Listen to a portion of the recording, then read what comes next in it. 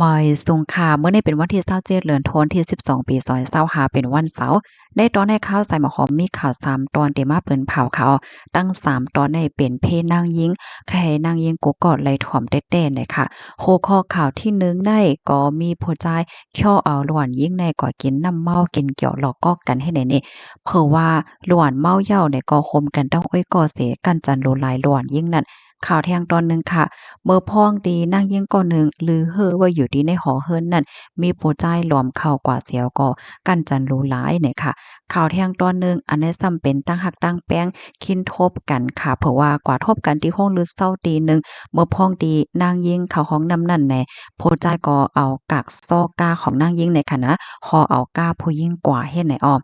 ออนตั้งเปิ้นได้แต่ก็เฮามาถ่อมด้วยข่าวโคในออนตั้งค่ะในก็ผู้ชายค่ะเนาะย่อเอา นางยิ่งสาวอ่อนเนี่ยกินเกี่ยวหลอกก็ค่ะเลื่อนสุดก็รู้หลายกันจันไหนออเมื่อวันที่26เดือนธันวาคมที่12ปี2025ได้ตั้งฝ่ายภูมิพลพรเขาเนาะก็เลยติ้งยอบก้มโตผู้ชายก็เนินจือห้องว่านายสาหัสสวัสดิ์อายุไล26ปีในตัวตามตั้งเพศที่ว่ารู้หลายนางยิ่งอายุอ่ำป่น18ปีติ้งยอบไลดีหิมห้อมตีกึดโลดขนาดในเปิ้นตีแม่น้ำโคเจเว้งโปรกแดงเจดอนระยองเนี่ยค่ะ ลงตั้งมันในได้ก่อป่นมาเมื่อวันที่12เดือนธันวาคมที่1ปี2025นั่นไหนผู้ใจก้อนได้และดังโอ้ยก่อเนาะ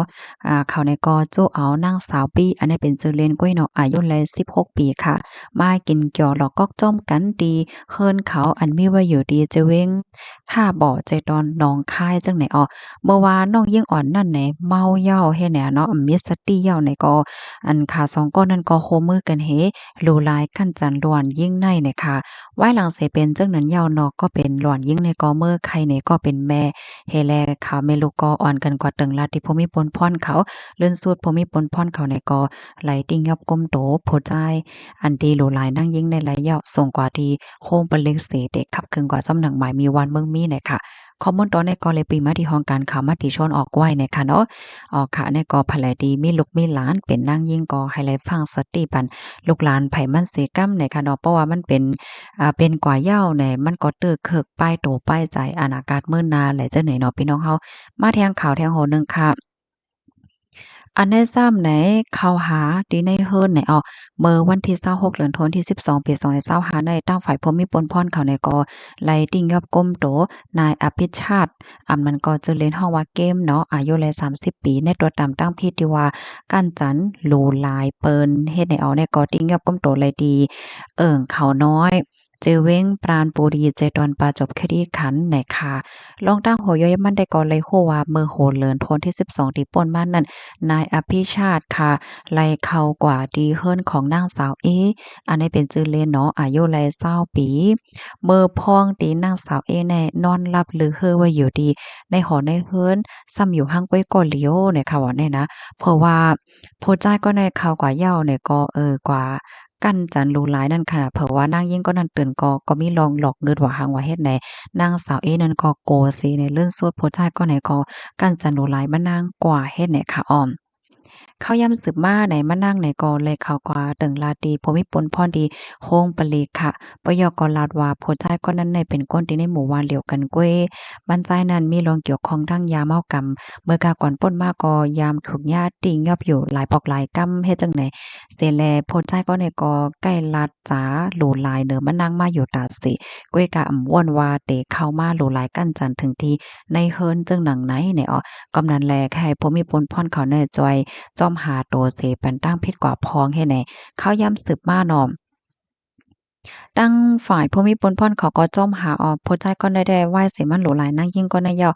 ก็ปลายกว่าต่างตีต่างตั้งให้ในนั้นขณะก้อยกะว่าปลายก่อมหลอดค่ะเนาะภูมิพลพ่นเขาในก็ไล่รับรู้ว่ามั่นใจในกว่าซ้อนว่าอยู่ดีเจอเว้ง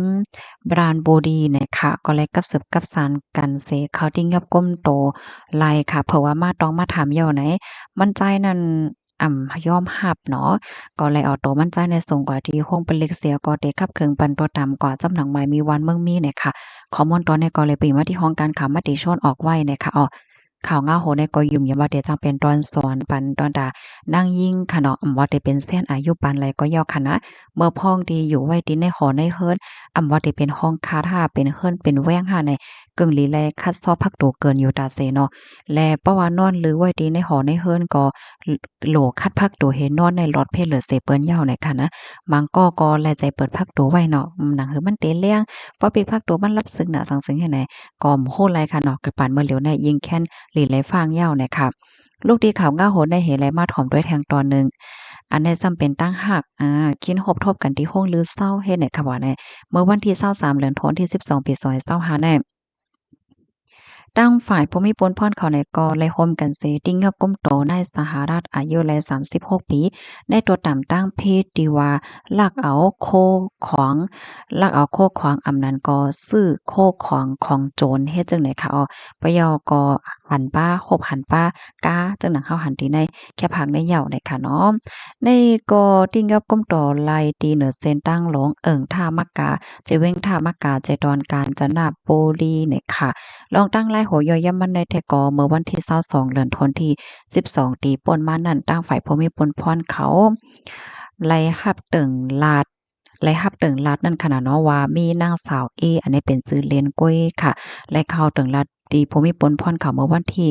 21เกี่ยวกับเลยลองว่าไล่คินคบทบกันดังนายธีรชัยฮู้จักกันดังสื่อตรงก้นดังออนไลน์เฮ็ดจังได๋กำได้เขาก็คินก็คบทบกันดี คงหรือเศร้าตีหนึ่งอันมีไว้อยู่ดีเจเว้งพุทธมณฑลให้ไหน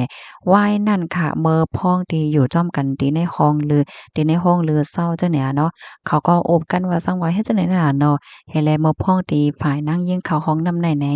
อันเป็นนายเทราชัยเนี่ยก็เอากักโซกาของนางยิ่งเนี่ยค่ะฮอกานางยิ่งกว่าจังไหนอ้อ เฮียก็เลยฮู้ว่าเอาก้าในกว่าขายพ่อขายแม่ปันอันนายสหรัฐในเฮ็ดไหนค่ะนะนายสหรัฐนั้นมันก็ลาดว่าเมื่อวันที่22ที่ป่นมานั่นก็ไล่รับรองติดต่อกับสืบดีผู้จ่ายก่อหนึ่งเนาะเขาก็กับสืบมาได้ขายรถก้าปันนายสหรัฐน่ะค่ะผู้จ่ายก็นั้นได้ก็ลาดว่าซื้อก้าลำในมาไล1 ปีเหย้าก้อยกาว่าจังติดต่อเจ้าเก่ามันระยะเปิดดาได้เอาไว้รถไว้ก้าว่าสังไว้เฮ็ดจังได๋มาปันเฮ็ดให้นั่นน่ะเนาะก้อยน่ะห้ำขายป้อขายได้กาคัน23,000เฮงวาทเฮ็ดจังได๋กำาเนิดเขาในก็นัดคินกันเปิดดารับรถรับกาคิมพร้อมพงหรือเซาดีอันเป็นนั่นเฮ็ดจังได๋นะกำนั้นแหนอันเป็นนายสหรัฐเนี่ยก็ฮอกาออกมาเลื่อนสุดกลมรถค่ะเนาะถุงยาภูมิพลพรเขาจอมหาดันคือเฮ็ดไหนค่ะ ตั้งฝ่ายผู้มีปนพรเขาเนี่ยก็ปันฟังเติ้นก้นที่อันรับซื้อรถซื้อกานั่นไฮไลท์สตีเพราะว่ามีคนติดต่อกับสืบมาถามขายป้อขายเป้ปันไหนไฮไลท์โวนไว้ก่อนว่าโลดกานั่นเป็นกาอันตีเปิ้นลักมาโยมันใจกาเขาก็โยเฮ็ดได้นั่นน่ะเนาะสั่งถูกก็เตจางย่าเอาตั้งพิษบ่ลอยลองหาบโคของก้นลักก้นโจรเฮ็ดจังได๋คะอ้อม อะไรกดทัดด้วยลิลีเมื่อเดซื้อรถซื้อก้านั่นก็โหลดไหลย้อนด้วยไว้รถไว้ก้ากุปอโกกำเฮ็ดไหนค่ะยอก็ปันฟ้างเติ้นเทียงถึงนั่งยิ่งเขาค่ะเนาะเพราะว่าโฮดจากก้นเหนือสื่อตรงก้นเหนือออนไลน์เนาะก็กระทบกันหรือจังได๋ก็อย่าเป็นเน็ตไว้ใจเปิ้นโหลดไหลลิเพียนด้วยลิลิเซกวนในเนาะสังถกได้ได้เฮ็ดให้